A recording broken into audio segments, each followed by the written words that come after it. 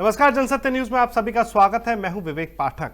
Corona महामारी के दौरान अब उत्तर प्रदेश का आगरा जो शहर है वो इस वक्त जिस तरह से चर्चाएं चल रही हैं उसमें बताया जा रहा है कि वुहान की तरह वुहान की तर्ज पर ही स्थितियां वहां पर संक्रमित मरीजों के जो मामले हैं, आंकड़ा है वो लगातार बढ़ता जा रहा है। ऐसी स्थिति में अब दुनिया तो छोड़िए, अगर स्थितियों के बारे में बात करें तो कोरोना को लेकर जो आर्थिक परिवेश की जो चिंता है अब वो लगातार बढ़ती जा रही है।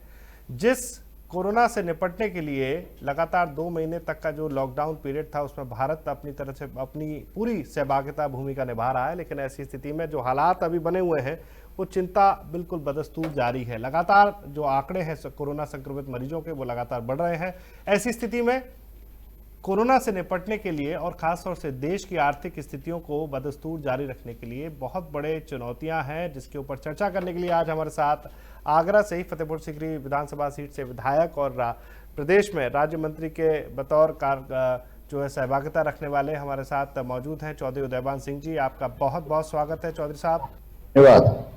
चौधरी साहब, ये जानना चाहेंगे कि आप आगरा में हैं, खासतौर से जो सांस्कृतिक और जो पर्यटन जो स्थितियां हैं आपके साथ जो मंत्रालय में जो आप जुड़े हुए हैं, आगरा खुद एक पर्यटन स्थितियों में जो है अग्रणी स्तर रखता है। ऐसी स्थिति में अब जो कोरोना महामारी का समय है, अब जो पर्यटन से जुड़े हुए जो तमाम उद्यमी हैं, होटल इंडस्ट्री है, आगरा में जूता कारोबार है, इनमें क्या गुंजाइश दिख रही है? कैसे इसमें सरकार स्टैंड लेगी इनको आर्थिक परिवेश में मजबूती प्रदान करने के लिए, रिवाइव करने के लिए? देखिए, ये संपूर्ण विश्व के लिए चिंताजनक है और भारतवर्ष भी इसमें अछूता नहीं है।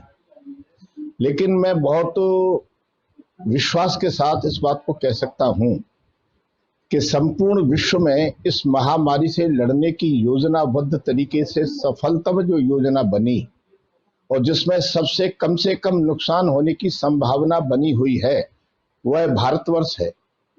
और भारतवर्ष ने बहुत कुछ इसको अपने हाथों में मुट्ठी में कंट्रोल करके दिखाया है। जहां तक आर्थिक परिवेश की बात है, निश्चित रूप से बहुत बड़ी चिंता की बात है, केवल भारतवर्ष के लिए नहीं, संपूर्ण विश्व की अर्थव्यवस्था के लिए। अर्थव्यवस्था एक बाजार का रूप, विश्व का रूप लिए हुए है। जब कहीं भी कोई भी चेन बीमार पड़ेगी तो उसका प्रभाव दूसरी चेन के दूसरे आंकड़े पर, उद्योग मंत्री होने के नाते चिंतित तो हूं, लेकिन मुझे पूर्ण विश्वास है कि बहुत जल्दी हम अपनी अर्थव्यवस्था को पटरी पर लाने का सफलतम प्रयास करेंगे और सफल भी होंगे। हाँ, औरों से नुकसान हमारा भी हुआ है और बहुत बड़ा नुकसान हुआ है, लेकिन हमने उस नुकसान में अपना धैर्य नहीं खोया है और विश्वास भी नहीं खोया है। और हम इस मामले में बहुत गौरवान्वित हैं कि हम अपनी लाइन को, अपनी अर्थव्यवस्था को पटरी पर ले आवेंगे। नहीं, लेकिन अभी तो हालात तो जो है आगरा के लिए तो सुधरते हुए नहीं नजर आ रहे हैं। अगर वैश्विक स्थिति पे अगर हम देश के अंदर अगर बात करें, भारत के अंदर, तो हम ठीक हो सकता है कि कुछ एक जल्दी आंकड़ों में जो है गिरावट आने लगे और हो सकता है कि हमारे देश की स्थिति नॉर्मल हो भी जाए कुछ एक महीनों बाद। लेकिन उसके बाद मुझे लगता है जो आंकड़े निकल के आ रहे हैं, जो सर्वे रिपोर्ट निकल के आ रही है उदयभान जी, कहीं ना कहीं ये माना जा रहा है कि कई साल लग जाएंगे पर्यटन इंडस्ट्री को इससे लड़कर वापस आने में। और ऐसी स्थिति में जो होटल इंडस्ट्री है, जो लोग, लाखों लोग जो इसी पर जो है रोजी रोटी के लिए निर्भर करते हैं, उनके लिए सरकार के पास कोई रूट मैप प्लान हुआ है, नहीं हुआ है? क्या सोच रही है सरकार उस पर? नहीं, देखिए, चिंता की बात है, लेकिन उस चिंता में निराश नहीं होना चाहिए। जो व्यक्ति संकट में भी आशावान रहता है, संकट में कभी भी धैर्य नहीं खोता और सुनहरे सपने देखने से बाज नहीं आता, उनमें से हम भी एक हैं। नुकसान हुआ है, मैं आगरे का रहने वाला हूं, नुकसान काफी हुआ है। होटल इंडस्ट्री और अन्य सभी इससे अछूते नहीं रहे। संपूर्ण विश्व भी उस आकार में आता है, लेकिन फिर मैं वहीं जहां से चला हूं, जहां से मैंने बात को प्रारंभ किया है, वहां से फिर मैं शुरू कर सकता हूं कि हम धैर्य नहीं खोया है। हम अपने आर्थिक ढांचे को लाइन पर ले आवेंगे। हाँ, समय लगेगा। भारत का नागरिक, भारतवासी, भारत से संबंध रखने वाला व्यक्ति इतना धैर्यवान है, उसने संकट को देखा भी है, संकट को झेला भी है और संकट से निपटना भी जानता है। इसलिए घबराने की बात नहीं है, चिंता करने की बात अवश्य है। घबराना नहीं चाहिए, चिंता करनी चाहिए और उस चिंता को सुनहरे सपने में देखना चाहिए। हम जल्दी अपनी लाइन पर आएंगे। लगातार देश के प्रधानमंत्री, उत्तर प्रदेश के मुख्यमंत्री योगी आदित्यनाथ जी, मोदी जी दोनों मिलकर के इस प्रकार की साकार सफल योजना बना रहे हैं। देखिए, कल उन्होंने हमारे उद्योग जगत में एक नई आशा जगाई है।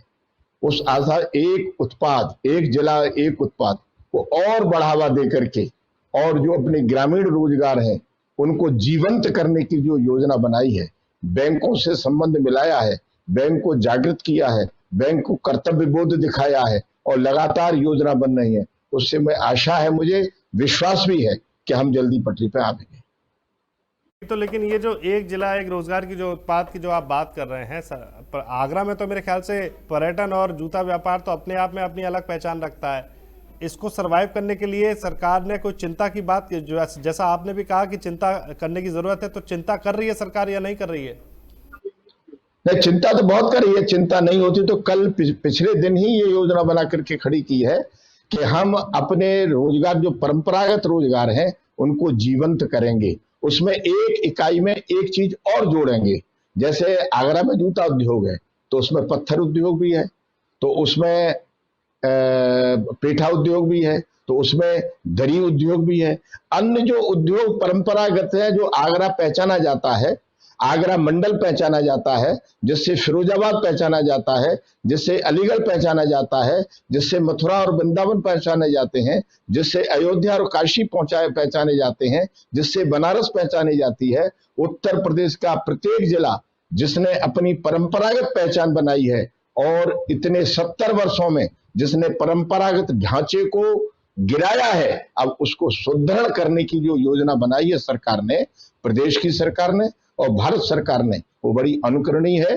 इस आपातकाल में हमको अवसर मिला है अपनी योग्यता दिखाने के लिए, अपनी कर्मठता को लाइन पे लाने के लिए और धैर्यपूर्वक अपने विश्वास से खड़े होने की हमारे लिए ये बहुत बड़ा अवसर हमको मिला है।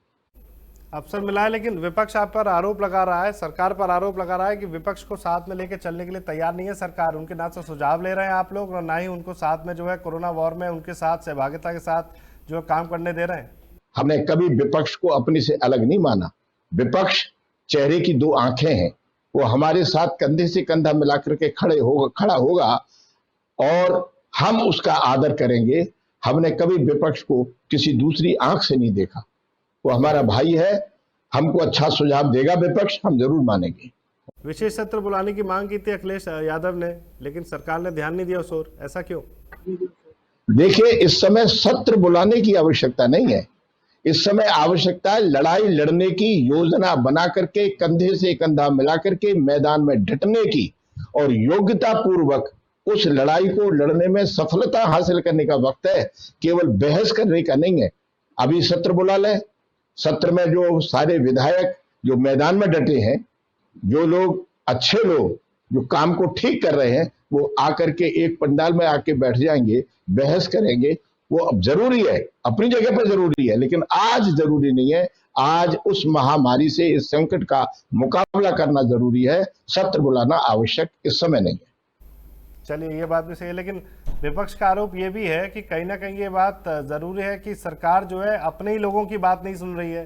कई विधायक है जो शिकायत कर रहे हैं सरकार से, वो लोग जनप्रतिनिधि के तौर पर वो बताना चाहते हैं कि उनके क्षेत्र में स्थितियां ठीक नहीं चल रही हैं, लेकिन ऐसा भी नहीं हो रहा। आपके जो आप जिस आगरा से आप विधायक हैं, आप मंत्री चुन के बाद में पहुंचे हैं, लेकिन सबसे बड़ी बात तो ये है कि वहां पर जो आपके जो मेयर हैं आगरा नगर निगम के, नवीन जैन, उन्होंने चिट्ठी लिख डाली वहां की जो स्थिति भयावह होते हुए। नहीं, देखिए, मैं अपने नेता को कोई चीज अवगत कराऊं, ये एक चीज है, और उस अवगत कराने वाली दिशा को कोई ले उड़े, ये दूसरी बात है। मेयर साहब ने अपने मन की बात कही, मन की बात कहने का अधिकार हर एक को है, लेकिन वो उन्होंने कभी भी अवगत कराना, वो तो चिट्ठी अंदरूनी जो गोपनीयता के साथ जाती वो जाती, लेकिन ये सोशल मीडिया पर वायरल कैसे हुई? नहीं, इसका तो जवाब मैं नहीं दूंगा, इसका जवाब तो वो ही देंगे। लेकिन मेयर साहब ने जो बात कही वो अपने अपनी व्यक्तिगत बात कही, दिल की बात कही, लेकिन ऐसा नहीं है। आगरा कंट्रोल में है। आगरा उन जिलों में से एक है जिसमें कम सबसे कम मरीज वेंटिलेटर पर है, जो कभी भी कैजुअलिटी बहुत मुश्किल से हुई है, और जो भी कैजुअलिटी हुई है उसके साथ में कोरोना के साथ साथ कोई और भी बीमारी जुड़ी हुई थी। लेकिन मेरा जहां तक मानना है, मैं विश्वास पूर्वक कह सकता हूं, चौधरी साहब, आगरा सरकार के पास कौन सा चश्मा है जिसे ये लग रहा है कि आगरा में स्थितियां नियंत्रण में है? लगातार हर दिन जो है 2 दर्जन से मामले बढ़ रहे हैं और जो स्थितियां हैं वो चुनौतीपूर्ण कंडीशन में जाती हुई दिखाई दे रही है। 750 से ज्यादा आंकड़े वहां पहुंच चुके हैं। आप कौन सा चश्मा लगा के देखना चाहते हैं, सरकार को दिखाना चाहते हैं जो लोग ये कह रहे हैं आगरा में स्थिति नियंत्रण में है? मैं कह रहा हूं, इसका इसलिए कह रहा हूं कि जब जांच एक दिन में 1000 जांच होगी तो निश्चित रूप से 10 और 20 लोग निकलेंगे। जांच कितने लोगों की हो रही है, मैं आपसे पूछना चाहता हूं, आगरा में कितने लोग वेंटिलेटर पर हैं? एक तो भी नहीं देखिए, है गंभीर, आज की तारीख ये तो में। माइल्ड केसेस हैं, ये तो सब जानते हैं, लेकिन संक्रमण फैल रहा है, ये बात तो मानेंगे ना? सब्जी वाले, मेडिकल स्टोर, आप ये सोचिए, ये स्थितियां बनी कैसे? आप ये भी तो माने कि जांच कितनी हो रही है। सब्जी वालों की जांच हो रही है, अनाज मंडी में जांच हो रही है, बाजार में जांच हो रही है, अस्पताल में जांच हो रही है, धर्मशाला में जांच हो रही है, सड़क पर जांच हो रही है, घर में जांच हो रही है।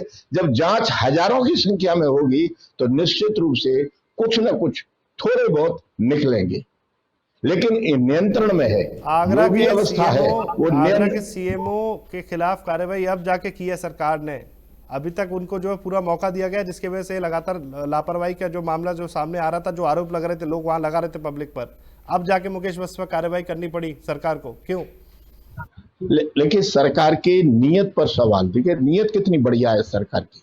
सरकार हर व्यक्ति को अपनी योग्यता के आधार पर काम करने का अवसर प्रदान कर रही है, और जब ये ऐसा महसूस होता है कि इस व्यक्ति को कहीं ना कोई कठिनाई हो रही है तो उसके साथ एक व्यक्ति और खड़ा करके और चीज को नियंत्रण में लाने की कोशिश की जा रही है। बाद 45 दिन बाद सर, 45 दिन बाद ये सरकार को नियत समझ में आई कि ये योग्यता नहीं है, इनकी योग्यता नहीं है, तब जाके ये फैसला लिया, ये उनके ऊपर। नहीं, फैसला गलत नहीं लिया है।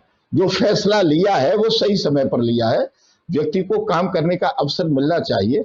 आगरा बहुत बड़ा है, पर्यटक शिकायत हो रही स्थान थी, है। इतनी समस्या आ रही थी, लोग चिल्ला चिल्ला के बोल रहे थे, आगरा की जनता बोल रही थी वो काम नहीं संभाल पा रहे, जिम्मेदारी नहीं संभाल पा रहे। अब जाके इतने दिन बाद ये एजेंडा क्यों लिया? चलिए, जो कुछ हुआ वो ठीक समय पर हुआ। चलिए, तो जो स्थितियां हैं, आपके हिसाब से क्या लग रहा है कि आगरा कब तक जो है कोरोना से मुक्त हो सकता है? देखिए, लगातार प्रयास जारी हैं और बहुत गहराई और गंभीरता के साथ आगरा को लाइन पर लाने के लिए, आगरा को सुधरने के लिए, आगरा में रोग मुक्त बनाने के लिए हम सब कंधे से कंधा मिला करके एक टीम बना करके काम कर रहे हैं। हम भी ऐसी उम्मीद करते हैं चौधरी उदयभान जी, जिसमें कि ये कम से कम जो कोरोना को जो लेकर जो स्थितियां हैं आगरा में और पूरे देश में, ये जल्द से जल्द जो है खत्म हो और कोरोना के खिलाफ इस जंग में हम जल्द से जल्द जीत दर्ज करा सके, ये बहुत जरूरी है। आपने जनसत्य न्यूज़ पर बात की, आपने बहुत महत्वपूर्ण समय दिया, उसके लिए बहुत बहुत शुक्रिया। तो ये हमारे साथ इस वक्त जो बात कर रहे थे वो चौधरी उदयभान सिंह, जो राज्य मंत्री उत्तर प्रदेश में। उन्होंने कहा कि जो आगरा की स्थितियां हैं वो बेहद अलग है। हालांकि स्थितियों को नियंत्रण करने के लिए सरकार जो वाजिब कदम है वो उठा रही है, लेकिन विपक्ष की तरफ से लगातार जो हमला है वो जारी है और विपक्ष का जो आरोप है सीमित तौर पर, और उनका कहना है कि सरकार विपक्ष को साथ लेकर नहीं चल रही है। सरकार की तरफ से कोई बातें की जा रही हैं, जिस तरह से चौधरी उदयभान ने भी कहा कि कहीं ना कहीं सरकार अब दोनों जो विपक्ष और पक्ष को दो आंखों की तरह लेके चलती है, लेकिन जो स्थितियां हैं वो नज़र और नज़रिया दोनों अलग दिखाई दे रहे हैं। हालात ये हैं कि जनता को इसका खामियाजा भुगतना पड़ रहा है और जो आगरा की स्थितियां हैं वो वुहान जैसी स्थितियों में तब्दील होती नजर आ रही हैं। अब देखना होगा कि सरकार और विपक्ष के आरोप और प्रत्यारोप के दौर के बाद ये जो प्रशासन के ऊपर जिम्मेदारी है, स्वास्थ्य विभाग के ऊपर जिम्मेदारी है, वो कब तक कोरोना को लेकर जो संक्रमण जो वहां पर लगातार फैलता हुआ आंकड़े बढ़ते हुए नजर आ रहे हैं उन पर रोक लगा सकती है। इस विशेष प्रस्तुति में मुझे दीजिए इजाजत। अगर आपको ये पसंद आया हो कार्यक्रम हमारा तो आप इसे लाइक और शेयर करना ना भूलें। साथ ही साथ जनसत्य न्यूज़ से जुड़ने के लिए आप हमें फेसबुक पर लाइक और फॉलो जरूर कीजिए। साथ ही साथ यूट्यूब पर आप जनसत्य न्यूज़ को सब्सक्राइब भी कर सकते हैं। नमस्कार।